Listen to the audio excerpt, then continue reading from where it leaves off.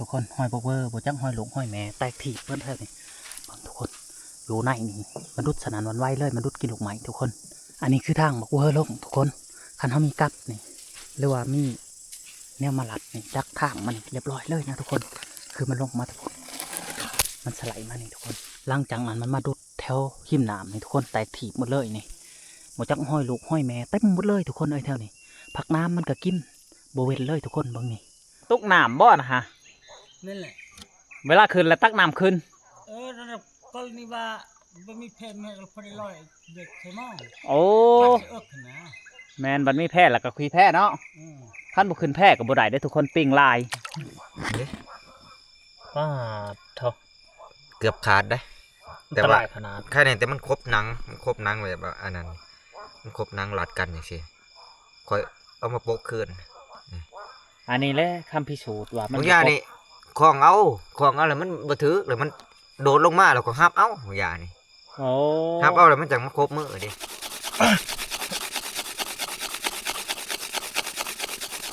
เป่าบุ้งลูกได้ปะเริ่มแล้วโอ้ยบ่ย่านแล้วบาดนี่บ่ย่านแล้วนี่มามือมานี่หักแล้วมาเดี๋ยว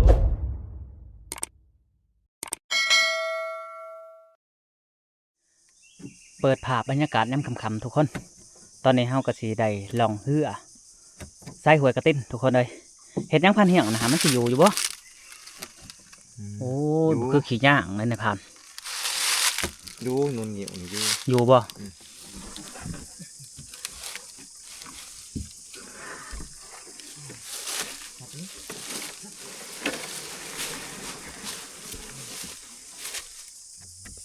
ตีแต่บ่ลงน้ำทุกคนเลยกลัวอีกแหละคือว่าแหละเหือบริคืนเทิงอีกอย่างเขาไหวอยู่ทั้งโขกคันว่าเขาไหวในน้ำหรือว่าลมไหวในน้ำนี่มันจะบ่แตกนะทุกคนทุกคนหอยโบเวอร์โบจังหอยหลงหอยแม่แตกถีบเพื่อนเท่านี่ทุกคนอยู่ในนี่มันดุดสนานวันไหวเลยมันดุดกินลูกไม้ทุกคนอันนี้คือทางบอกเวอร์ลงทุกคนคันเขามีกับนี่หรือว่ามีแนวมาลัดนี่จักทางมันเรียบร้อยเลยนะทุกคนคือมันลงมาทุกคนมันสไลด์มานี่ทุกคนหลังจากนั้นมันมาดุดแถวหิมน้ำนี่ทุกคนแตกถีบหมดเลยนี่หมดจักห้อยลูกห้อยแม่เต็มหมดเลยทุกคนเท่านี้ผักน้ำมันก็กินโบเวนเลยทุกคนบางนี่ปาดเถอะคือบักถอกนั่นมันลงมาหวยนี่ทุกคนอีกอย่างมันอยู่ไกลน้ำมันเย็นซองมาแล้วมันดุดกินขี้กระเดื่อนทุกคนเพราะว่าช่วงนี้มันก็หาอาหารหรือว่าหมักใหม่อยากเติบนะมันเริ่มลงมาริมแถวริมน้ำมันหัวทั้งหัวมันบ่พันแห้งนะมันไล่เขาแห้งบ่นะเอาย่าจะสิบไรสะน้ำย่ำกลางคืนนี่เขาลองเฮือนี่เป็นไปได้ในบริษัทสะน้ำทุกคนแพ้เอาโอ้แพ้เจ้าคักเนาะมาผู้เดียวบ่นั่นแหละมาคนจะพึ่งยังยุทักมานอยู่บ่มาได้จักมือพักนั่งได้โอ้มันเล่นไม้ฮะเล่นไม้จะทุกสำยางลูกหลานเอ้ยเล่นไม้แพ้เอาเนาะแพ้ขี่จ้ะโอ้ฉันบอกว่าปิ้งไรไม่จักล่ำมานะฮะไม่จักล่ำปลายเติมเล่นไม่น้อยนะโอ้ก็ไผ่หนึ่งคนแล้วเนาะมาหอนนี่ก็พอสบานทุกคนเขาเจ้าไปห้าใส่เบ็ดใส่ม่องคือกันเขาเจ้าห้าอยู่ห้ากินคือกันใครแต่ว่ามามือเดียวทุกคนกับผู้ที่เลยมามือเดียวมือแรงเขาจังไรลองงายคันว่าเขาเจ้ามา2-3 มือนี่จะลำบากนะทุกคนป๊อดทุกคนมาทั้งนี้แตกพังหมดช่องถีบเลยทุกคนพังนี่ก็สุดเหยียดพังนั่นก็สุดเหยียดเบิ้งเบาสัญญาเสียให้ไปเบิ้งจ่อทุกคนเบิ้งทุกคนมันดุดแตกถีบมาเลยเท่านี้ในนี้ซ้ำข้าวสาวหน้าทุกคนโอ้ว้ามูซุ่มบ่พันเหี่ยงอันนี้เจ้าคิดว่าประมาณจักโต้อันนี้ทุกคนซ้ำข้าวสาวหน้ามาหอนนี้น้ำขาดว่างทุกคนเพื่อเฮาจะสัญจรมาพี่บุไรนะเพราะน้ำมันยังโบราณเฮาได้เลาะว่างก่อนทุกคนคันว่ามันมีว่างนี่บาสัญญากับพันเฮียงสิแก่เหือกันนะคันว่าบ่มีก็คือว่าจบทุกคนแต่ว่าแถวเทิงนี่หอยโบเวอร์นี่มืดทุกคนเบิ่งแตกถีบมันเลยนะแถวเทิงนี่คำเลยทุกคนหาเก็บผักน้ำก่อนบ้านนี่โอ้มีแต่หยอดหมุกเนาะพันเฮียง ผักน้ำเท่านี้บ่มีไปเก็บทุกคนอีกอย่างก็ได้ที่เลือกก็มีแต่อีแดงมักมาหากินเท่านี้หากินผักน้ำนั่นแหละทุกคนเลยพอสัญญาก็สิเก็บเมื่อกับพันเฮียงว่าเมียเพิ่นมักอีหลีเพิ่นว่าได้เมียใหม่เลยดุเก็บผักน้ำได้เพิ่นนี่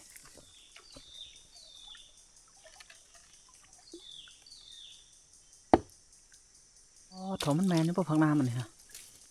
กระดอเลยทุกคนหยอดผักน้ำอ๋อโถเบิ้งนี่ทุกคน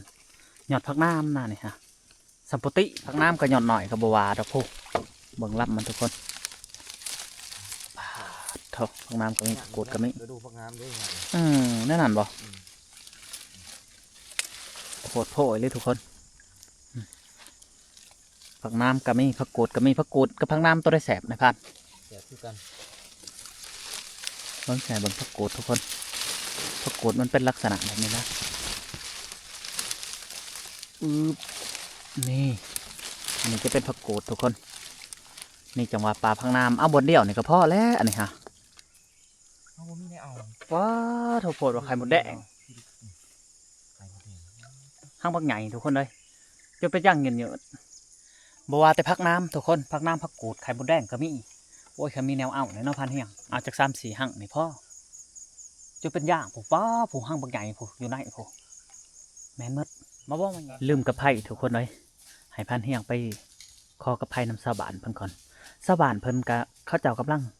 ลงมาในหมู่นี้นะทุกคนเห็นบ่เจ้าของ บ่ ไผ่เด้ ไฟกับมีดับเบิดนะ โอ้ยโมได้ดังไม่บานป้าโถทุกคนพันเฮียงปิ้นขึ้นแล้วนะต้นต้าวักใหญ่เลยทุกคนสับบิแข็ง2 ต้น1 2ต้นนั้นเข้าเอาแล้วทุกคนเบิ้งใบมันผูอยู่ปลายใหม่นะคือใบต้าทุกคนเอามาช่องด้วยในพันทางล่างเจ้าไหนเด้คางหันเยิ้มนั่นแหละก็ต้นใหญ่นี่เนาะเจ้าคิดว่าจักปีนี่พันเฮียงประมาณ3-4 ปี 3-4 ปีทุกคนเลยเบิ้งพังน้ำกับระเบลอยู่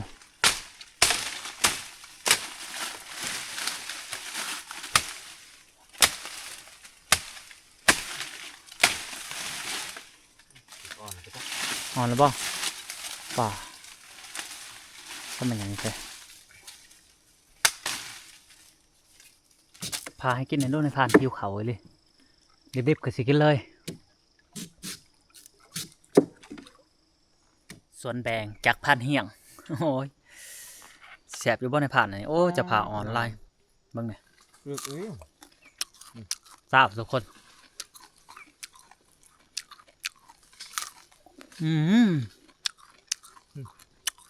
โอ้ใหญ่เลยเนาะ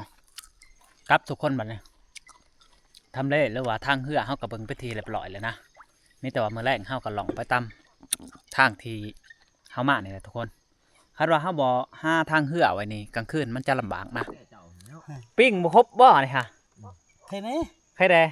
ปิ้งลายบ่ โอ้เธอท่องแต่เปิดร้านขนาด โอ้ แต่ลงมาพี่คะแนน เจ้ามีบ่กับไผ่อ้าย โอ้บริทูได้ลานุดูแก่ดูบอล อ๋อคาดว่าถือสิดังเขาเดียวแล้วสิมาส่งเนาะ บ่ ป้าดโทษทุกคนได้แพ้เราขักอะไรลำบากพอแห้งนะ ทายเด่น โทษกระตุกน้ำบ่นะฮะ นั่นแหละ เวลาขึ้นแล้วตักน้ำขึ้น ระดับกรณีว่าบ่มีแผ่นแม่เราพอได้ลอยเด็กใช่มั้ง โอ้ เอิกนะ แมนบันมีแพ้แล้วก็คุยแพ้เนาะขั้นบุขึ้นแพ้กับบุได้ได้ทุกคนปิ้งลาย ที่ใดว่า2 คน 3 คน 2 คนได้อยู่แล้ว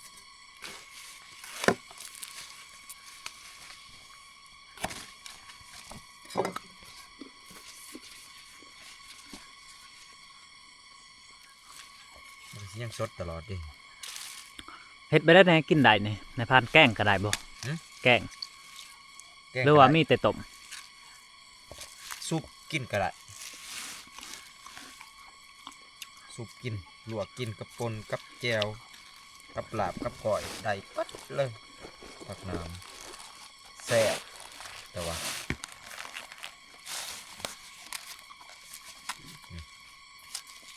เด้เห็นปะ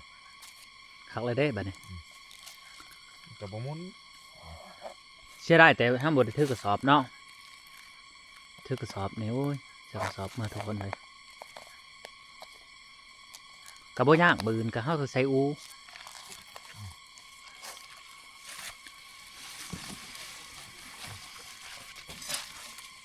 ให้ไพ่ตัวนี้ไม่เท่าบ่ โอ้ยกินเองแหล้วกับทีมงานนี่แหละ อ๋ออย่าว่าให้เป็นโพดไว้ให้เพิ่น ย่างกะหายเมีย ช่วงนี้ก็เมียเขา แน่ แม่น แห บ่ ละช่วงนี้ยังใหม่ๆได้ต้องเอาใจนะจังหน่อยเนี่ยสั่งพักน้ำเนี่ยอยากพักน้ำปกติมากกับบริเก็บเนี่ยนี่ดอกขี้ข้าน อันนี้เมียสั่งเลยจำเป็น เนี่ยสั่งจำเป็นแล้วเลย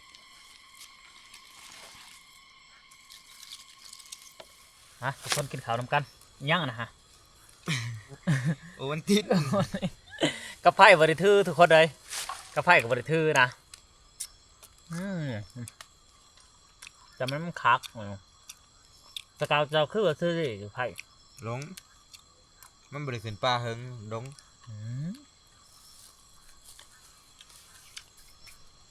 มาแรงคือบ่อน้าวตายบ่เป็น กิโล นี่กระเพ่แล้วเขานี่ว่าก็โดนตื่นพงนะ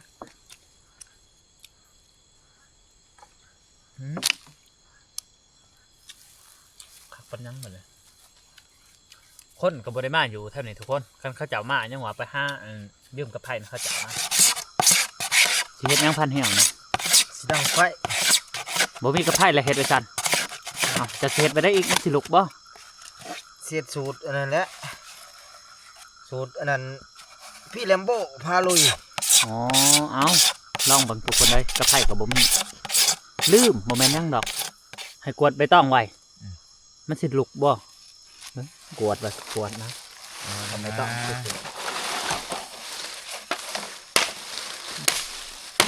ว่าแต่มันลุกหั่นนะคอยสิเอาไปใส่โลดชักสิขุดเอาอีกยังบ่พอบ่นะฮะ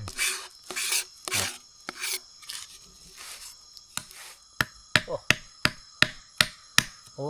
ข้าเจ้าดังไผ่ลุกนี่ไม่ตัวทีเจ้าอันซี่มันลุกในคอยสิยัดเขาทงไว้เลยได้ เดี๋ยวสิเห็ดให้เบิ้ง เพื่อนกับไผ่บ่มีอยู่กินยังก็กินบ่ได้ได้เขียดก็กินบ่ได้แล้วทุกคนเลยเขาห่วยไปกินเขียดกินสิปบกันในนี้แหละจะสิปบบอกเพิ่นคอยกินเขียดเลย ป๊บแล้ว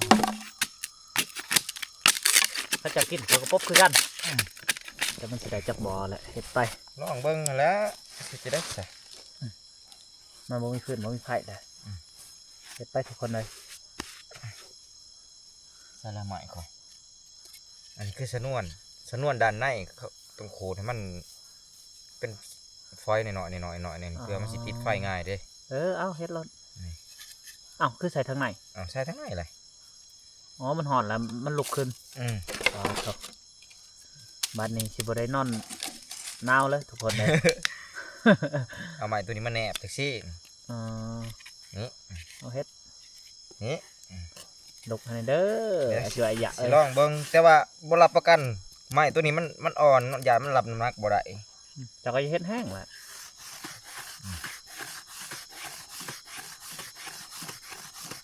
เฮ้ยเด้ควันออกแล้วแม่นเลยลี ยังเราต้องอ้อมก่อนอบอุ่นทางกายเขาเอิ้นว่า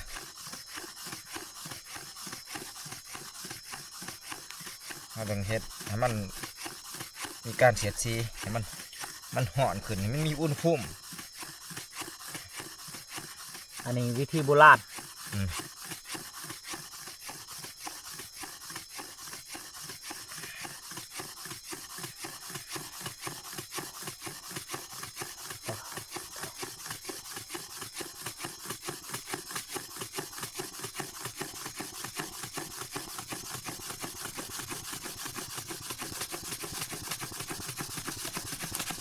หายมันบาดเวอร์ได้นะบาด โอ้ยมันใหม่อ่อนนี่โอ้ย อันนั้นมันหอนแล้วมันเศร้าหอนได้จังหน่อย เอามานี่เดี๋ยวสิลองใหม่อีกเทื่อหนึ่งเทื่อที่สอง แต่ว่าสิใส่ไม้อันนั้นไม้พายเหือมันสิ ล ลุ อก ง หรื เบิ่ อง บ่ในพันมันบ่แม่นไม้ไผ่ เขาก็บ่เคยใส่คือกัน แต่ว่าปกติเขาเห็นตั้งแต่เขาเอาไม้พายคือกันนะแต่ว่ามันบ่มีไม้อันนี้มันอ่อน เอ้าพิสูจน์เบิ่ง แต่ว่าก็สิลองเบิ่ง บ่มีกระไผ่ก็เลยจะเป็นต้องได้เฮ็ดทุกคนเลย สิลองเบิ่งจักมันสิได้จักบ่ไม้อันนี้ก็ เขาเจ้าก็บ่คายเนาะวินาทีนี่เนาะ ขายหยัง คายกระไผ่หั่นแหล้ว ขายได้สิมาขายจ้ะ ลองเบิ่งหั่นแหละเสร็จแล้ว เอ้าตาเบิ่งว่ามันสิลุกหรือบ่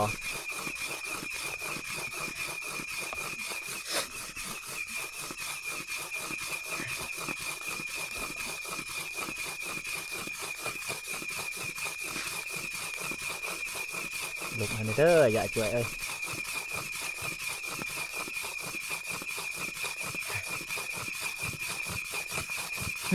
ได้กินคิวๆเลยได้นะพันบ้าได้พ้น ถ้ามันได้มันสิมีควันออกดอก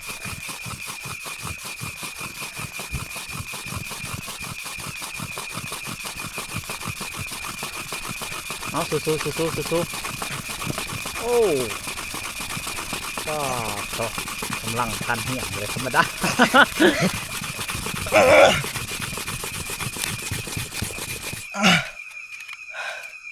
โอ้โอ้ย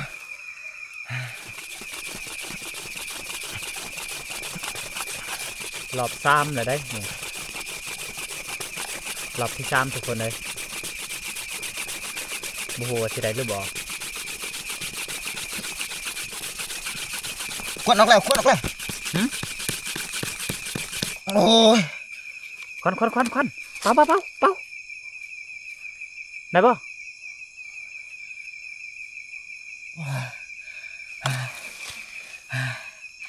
ไม่ฮักก่อนนี่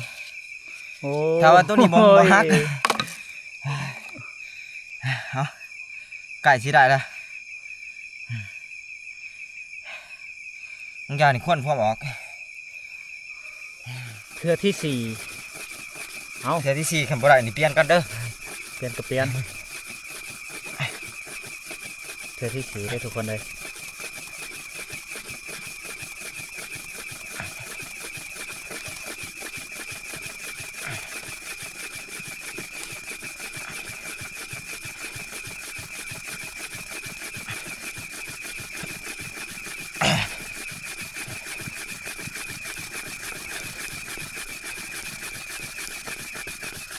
ยังบ่เห็นควันเลย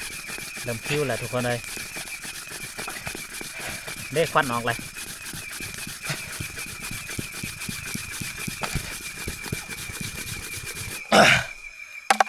มันไหมติด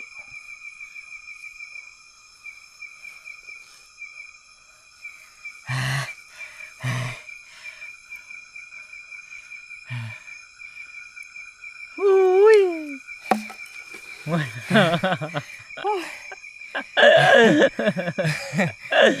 ุ้ย ฟันเที่ยงว่าไรทุกคนเลยบอกตัวย่าว่าอยากเสือว่าไรนะย่อมแล้วบ่บันนี้ บนเนื้อความพยายามเฮาสิลองเฮ็ดเบิ่งต่อไปเรื่อยจนมันได้มันบ่ได้อีหลีบ่หึเอาเฮ็ด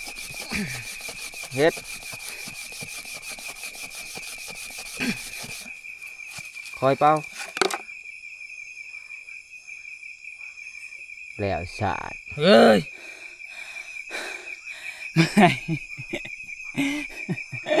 จะพูดได้ผ่าเห็ดผ่าทำทุกคนเลย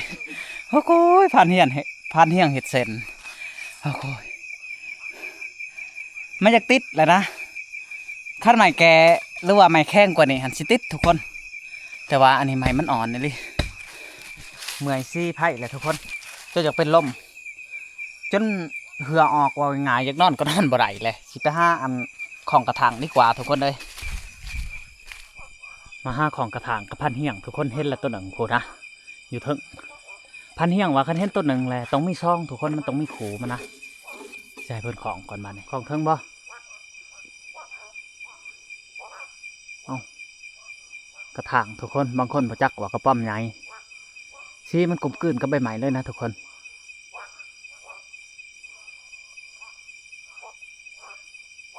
เรียบร้อยเอาคือเป็นนั่นน่ะบ่วงมันบ่แล่นนะท่านมันบ่วงมันแล่นมันได้เลยทุกคนเลย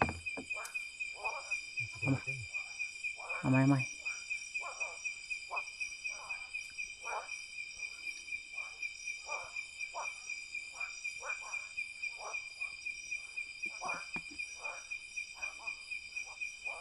ดึงลงเลย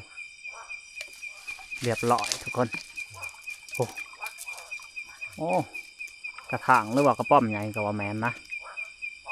ตัวบักใหญ่เลยบ่เห็นกระถางทุกคนเห็นกระถางตัวเดียวหรือว่าเป็นน้ำพ่นบ่ทันตกนะบ่มันบ่ได้ลงมาตอนนี้พันเฮียงไปตัดใหม่ๆทุกคนมาของเอากระถางใหม่ต้นนี้มันสันโพดกระถางคือมันนอนสูงทุกคนเลยเพราะว่ามันโมเมนต์ย่ำมันขันย่ำมันจะนอนแบบต่ำเหี่ยวแต่ว่าอันนี้ผู้อยู่ป้ายใหม่ผู้จะเป็นตรงใดตั้นใหม่เงาๆแล้วก็ขึ้นไปของเอาบางโตก็ได้ยังใหม่ก่อนสมค่อยเป็ดเนี่ย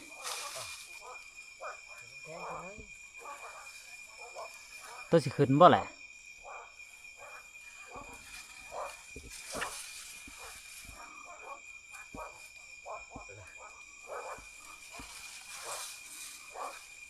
ขึ้นแล้วนะนี่เอาไม่สันเนี่ยอย่าแต่เป็นต้นหนามเท่านั้นแหละเหรอ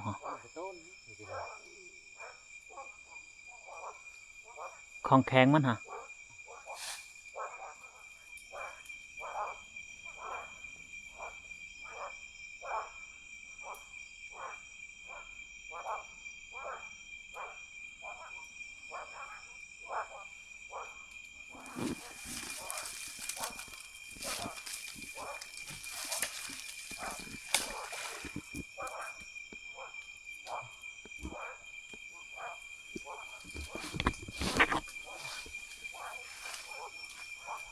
มืดใหญ่สำเนียงบ่พันเฮียง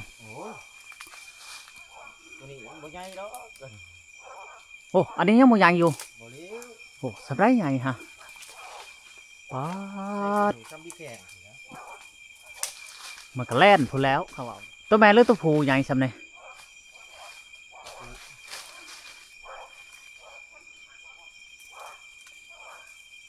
ป๊าดเถอะไหนดิ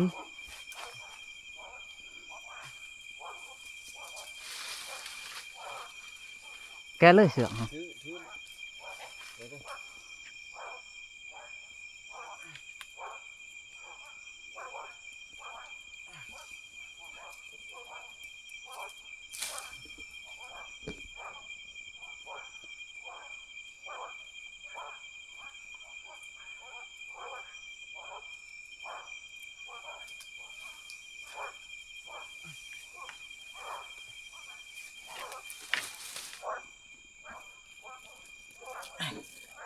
ตัวที่สองเห็นจากโต๊ะพันเฮียงเขาเห็นเนี่ย สี่ห้า หก หกแล้วบ่ สามเด้ แล้วยังสิไปเอาอีกเพราะว่าไม้เฮาบ่ถึงเด้ ได้บ่บัดนี้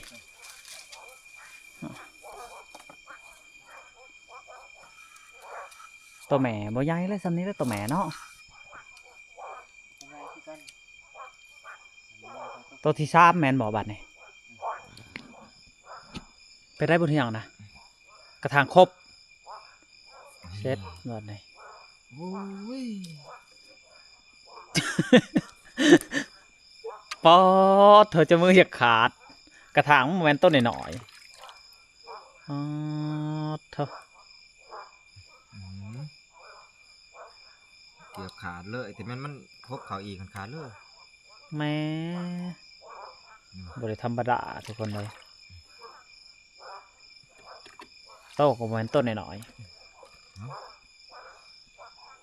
ใครกลัวมันครบแล้วก็มัน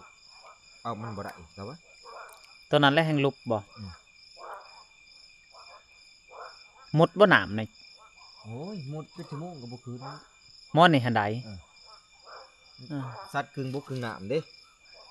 เออ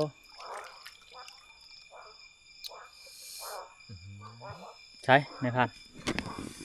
เด้ ป้าเท่า เกือบขาดได้ แต่ ต ว่า ลาดขนาด แค่นี้แต่มันครบหนังแบบว่าอันนั้นมันครบหนังหลัดกันอย่างซี่ค่อยเอามาโปะคืน อันนี้แหละคำพิสูจน์ว่ามัน บางอย่างนี่ของเอาแล้วมันบ่ถือแล้วมันโดดลงมาแล้วก็หับเอาบางอย่างนี่ โอ้ หับเอาแล้วมันจังมาครบมือเดิแต่ก็บ่เป็นหยังเฮายังได้มันอยู่ แต่มันครบแล้วแต่บ่ได้มันอันนั้นตัวมันเจ็บ ลุบบ่ ตัวมันลุบ ไปหาเอาตัวไม้อีก กายหัวใจลูกผู้ชายตรงนักแน่น สู่เพื่อเมีย สู้เพื่อเมีย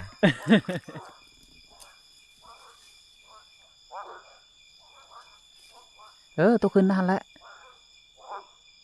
มันย่อเคาะอยู่ฮะมาโดดตีใครอยากมันโดดก็ลงมาเฮือพี่นี่มาเอาของไงนี่อย่ามันกลับเสมอใหม่บ่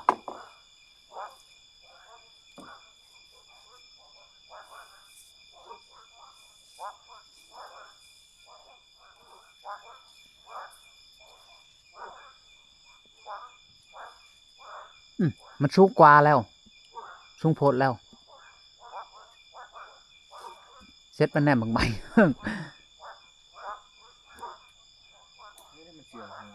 เสื้องมันแน่บางใหม่โตเซ็ตบานนี่เสื้องขักรูปลงเลยจะถึกจะบ่ถึกแหละเอาไม้ต่อบึกนี่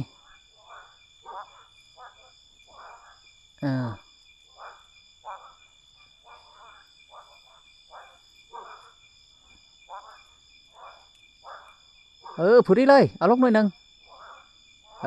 เยิ่มดึกเลยบานนี่มันใจลอยบานนี่นี่เรียบร้อยไปแล้ววะตัวที่เท่าไรไหนฮะ 7 ตัวที่7เลย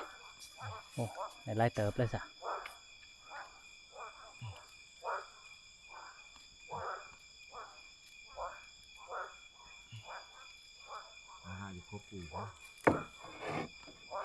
ให้มันครบไม้อีกบันนี่โหขาดเลยได้หมูเก่าฮะตัวที่เท่าไรนะ ได้อีกแล้วนี่ตัวที่8 ตัวที่8ได้อีกแล้วมันอันนั้นบ่ทันน้องยาเลยมันโดดลงนี่คุบเอาคือเก่า ตัวตกน้ำกินนี่กับตัวนี้ไผ่ใหญ่ ตัวมันต้นน้ำของยานี่ไปตัวน่ะใหญ่ตัวน่ะ ตัวนั้นใหญ่ตัวนั้นตัวโผ ตัวนี้น้อยตัวนี้ อ๋อ อย่างน้อยเท่ากับได้ตัวนี้กับบ่เป็นหยัง ห้างมันคือเหยาวแทนในพัน ที่จริงมันโต้นไปแล้วบางอย่างนี่ตัวหนึ่ง ก็อยากว่าเป็นแมทห่างมันเนาะ ใช่บ่ได้แล้วนี่ เป็นไร มันเต็มเลยนี่ มันหน่อย อ่ะ มาถึงยังกระถางเลยทุกคนรวมทั้งมดกระได8 โต้แมนบ่พันเฮียงต้นลงน้ำต้นหนึ่งทุกคน แต่ว่าผู้ที่เต็มแย่งอัดทุกคนเพราะว่าแย่งก็แย่งบ่ใหญ่นะเฮายังสิได้ไปไต่ตาบอกเวอร์ก็สิได้เพิ่มอีกแล้วว่าน้ำโต2 โตทุกคนไปบัดนี้ในเวลานาทีแหละ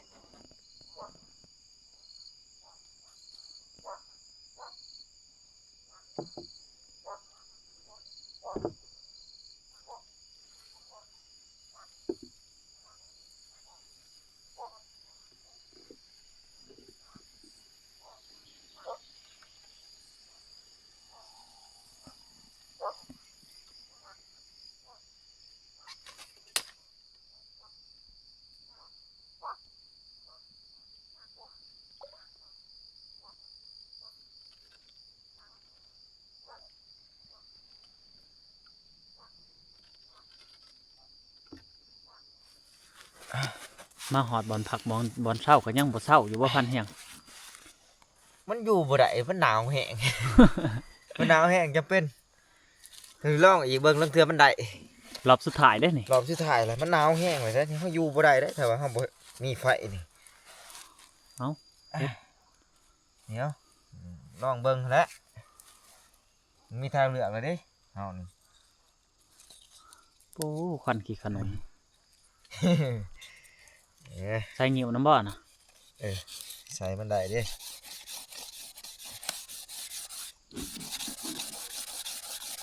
นาวคอยในกระเปียกมันเลยสูงอันนี้ ควันออกเลยได้ป่ะเนี่ยเอาเอา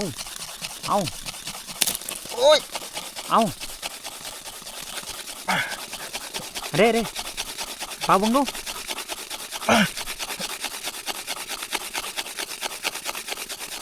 เปล่าบังดูได้ปะ เริ่มแล้วโอ้ยมีควันแล้ววานนี่ yes เอาดิ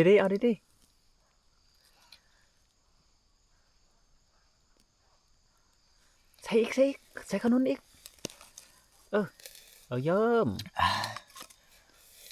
ในที่สุดความพยายามบอนได้ความสำเร็จก็ต้องอยู่บอนหันแม่นบ่โอ้ยบ่ย่านแล้วบาดนี่บ่ย่านแล้วนี่ โอ้ยมามือมานี่หักแล้วบาดนี่โอ้ย เขามีไฟแล้วบ้านนี้ ก็ มีไฟแล้วมีไฟแล้วบอสัญญาณไฟ โอ้ บ้าน ยไม่แห้งแล้ววาน มีบันได หากระพื้นกระไผ่กับบ่ไรเอ้าบานนี่ เป็นยังไง มันหนาวแห้งอีหลีข้าหมอยพันเฮียงเห็ดกับบ่ไรได้ห้อยระวังหมอดด้วยในผ่าน บ่มี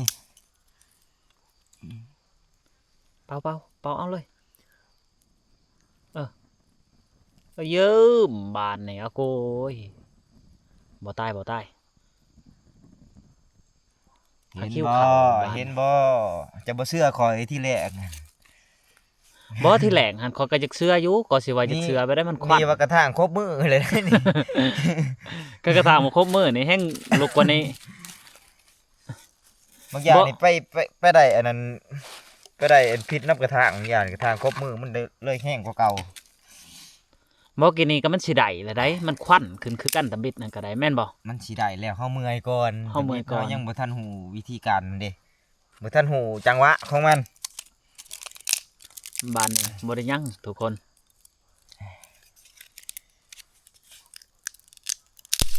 เอามีแต่ว่าก็ใหญ่ๆรถบันนี้เนาะ เสียจะได้ของถ้าว่าสินอนบ่มีกองไฟนี่ตายได้อเฮาหนาว แม่นนั่นแหละบัดนี้คือสิบ่หมดแล้วเนาะ อันนี้คือครั้งแรกได้นี่ที่เฮาก่อกองไฟ โดยการซีเอาไม้ว่าซั่นซะสูตรโบราณเฮาเห็นแต่อยู่ในคลิปในโทรทัศน์ในอิหยังต่าง ในที่สุดก็เฮ็ดเองจนได้ ๆและบัดนี้ส่วนหลายเฮาเบิ่งในนำอันนี้เนาะพี่แลมโบ้เด้ แม่น พี่แลมโบ้ฟาลุยแล้วก็ เจ้าโซ อัน ไอ้เจ้าโซ ไอเจโซก็เจ้าเฮ็ด แม่น แล้วเฮาบ่น่าเชื่อว่าเฮาเฮ็ดได้อันนี้ก็เป็นการเอาตลอดอีกอยู่ในป่าว่าซั่นซะเวลาบ่มีฟืนบ่มีไฟก็ลองเบิ่งเฮ็ด ใช้โอนตินเจ้าทอกทิมแล้ว ถอกทิมจะได้พากันจำกินหั่นเด้ หมดแหละ เออ แล้วบานนี่เขาก็หิวบัดนี่ ปิ้งกระถางกินบ่ ก็ย่างปีกกระถางกินก็ได้เนาะ แม่น กินบ่ กินจากจุดเริ่มต้นซีเอาทุกคนเลยในที่สุดก็เป็นกล้องไฟบักใหญ่เลยบานนี้คือสิบโนาวแล้วบานนี้คิดว่าสิบไหลได้หิวเขาวทุกคนเลยสิเปงนกกินอะไรมานี่บ่ไหวแหละเขาวกินนี่บ่มีแหละทุกคนบ่มีแหละนะ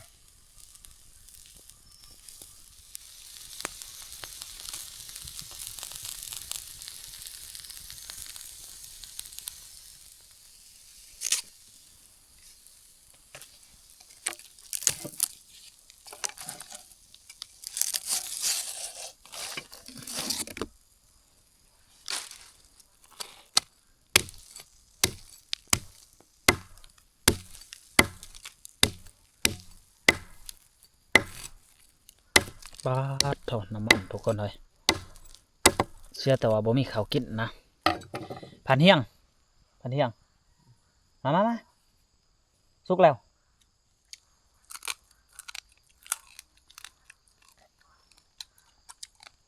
ใช่บ่มีข้าวเนาะคามัน กิ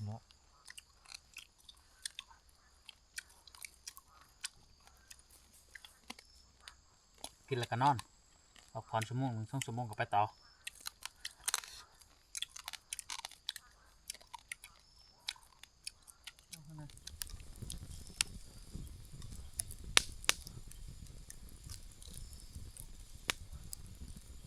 ไปทุกคนลงอีกรอบที่ช่องนั่นนี่รอบที่ช่องรอบนี่พอได้แกงเลยทุกคนเลยตอนนี้ก็3 โมงนะ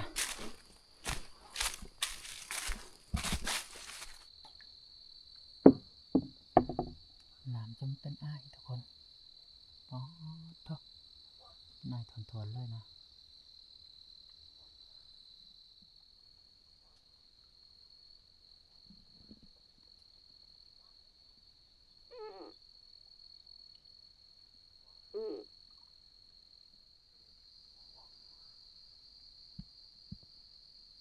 หมูใหญ่ไปได้หมูฮะ โอ้ยแต่พามชาวคนจะขึ้นจะบ่ โอ้แควมันสิบ่บังหัวตาผู้บ่ ใกล้ๆชำนี่เคยหญิงใกล้ อะเก้า ปืนมันคือเป็นอันนั้นมันตัวคนประมาณนะสงสัยนี่ อ้ายยังของใจอยู่นิดหนึ่งถามหน่อยดูเจ้าเป็นคนบ้านได้คือปากนั่นนี่ คอยคนละปื้อ อัตตะปื้อ นั่นแหละ โอ้เจะพอดอกว่าคนทางไหนเด้ว่าคือปากนั่นนี่หั่นนะ คนมาอยู่ในอยู่ตกเป็นไงอยู่ตัวเซ็ต โอ้โดยไปเอาส่งมันเด้อไอ้เด้อ เป็นยัง โอ้ยสิได้ได้เนาะ โชคม่านที่ข้าวอยู่ดอกดอกเอ้ยเนี่ยมันนั่นโตขนาดว่าขึ้นเพ่นขึ้น แก็บบ่แตกบ่ แต่แป้งอ่ะบ่เขาป้อนเก็บช่องดอกจริงเขาไปนะแต่ก็เคยเป็นอย่างนี้นะ ปอมันดุดบ่โมหะ มันดูตามห้อง โอ้ยสิได้ได้เนาะ มากไกลๆแล้วโอ้ก็เหลือใจขนาด มาหอดที่อยู่เลยทุกคนเลยโอ้ยไปหาไต่ตา2 เถื่อ3 เถื่อกับบ่ได้ยัง ตายได้หนาวเนี่ยอันนี้ กินบ่ปะ ไปแย่งกะตังบ่พออีหยังเลยพ่อใหญ่อันนั้นหั่นแหละแล้วกวนเลอะอยู่ทุกคนเลย เช้าตัวได้ เอาเวิดนั่นที่ได้มากมันกับสภาพมันบ่อำนวยให้ มากก็มาเหมือนเดียวกัน แต่แม่นว่าเราบ่กวนหั่นบางทีเราก็สิมีโอกาสอยู่ดอกอีเห็นตัวหนึงยังบ่พออยากทำได้ เดี๋ยวก็เอาอีเฮ็ดกระถางบ่เฮ็ดแล้ว ตายข้าเน้นแต่ได้กระถางเขาลงไปแย่งอยู่บางหลุมถ้าบ่ได้กระถางให้รูปแปดมีหยังแล้วมีแต่หอมพักน้ำมาแล้วมื้อ เนาะพักผ่อนให้มันแจ้งหูแจ้งตาพุ่นแหละจังสิกลับมาหาทีมงาน แจ้งเลยทุกคนเลยไต่ไต่ตาก็บ่ได้นะบ่สัญญานอนนั่นนี่พันเฮียงนอนนี่ทุกคนหาไปเก็บผักน้ำตอนเช้าก็ได้ผักน้ำนี่ใหญ่เลยนะทุกคนเลยนี่เบิ่งหยอดแต่ละหยอดนี่โป๊ดโถอย่าว่าลำใหม่พุ่นแหละโอ้อันนี้ก็ผักน้ำ1 2 3เฮาได้มาอีกนี่มาเพิ่มกันบัดนี้มีแต่เฮาสิได้เดินทางกับทับหรือว่ากับเที่ยงนาหน่อยทุกคนเลยไปหาทีมงานอยู่พุ่นแหละหลังจากนั้นเฮาก็สิได้กลับบ้านเลย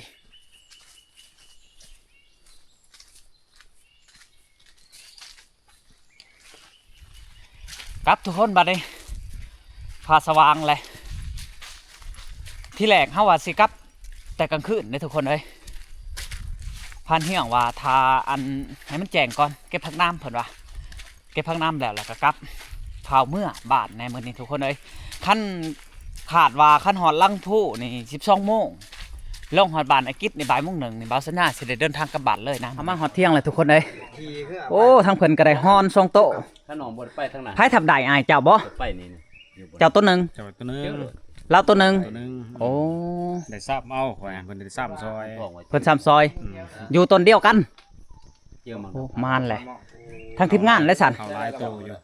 ข่าวไรโต เดี๋ยวเหี่ยวหัวนะ แต่ว่ามันปบก่อน มันเข่าตอนแก่ โอ้ปอดเท่าทุกคนเลยฮอนตัวบักใหญ่เลยนะ1 2โอ้บักคักๆเลยทุกคนเลยหลังจากอันลกคนมาแล้วนี่ก็เบิ่งนั่งกรอบมันนี่คักๆเลยทุกคน มันลงกินน่ะมันยัง มาทุกคนกินข้าวนำกัน